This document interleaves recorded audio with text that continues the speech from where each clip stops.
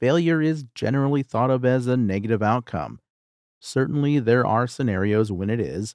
However, in the course of everyday life, I'm here to tell you that failure is not a bad thing.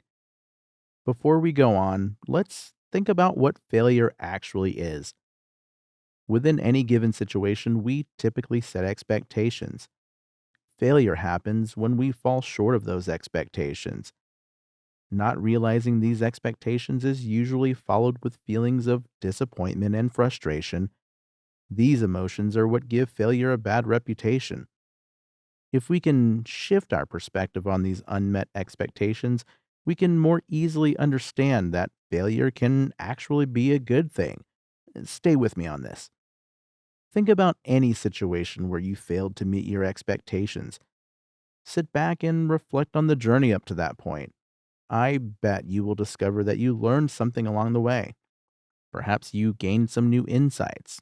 Maybe you learned a new skill, or maybe the situation ended up with a totally unexpected outcome. Regardless of how it ended, I'm willing to bet that you can likely find some positive aspect of not meeting your goal. Now, here's the key. The important part of failure is how you react to it and proceed from that point forward. Do you give up, or do you use the opportunity to find inspiration and motivation to keep going? If you're pursuing something that is meaningful to you, I encourage you to do the latter. Get out there and do something. Be a failure. Afterwards, gather yourself and think about how you can approach things differently or better. Then fail again. Keep failing. If your pursuit is really meaningful to you, don't stop. You'll break through eventually.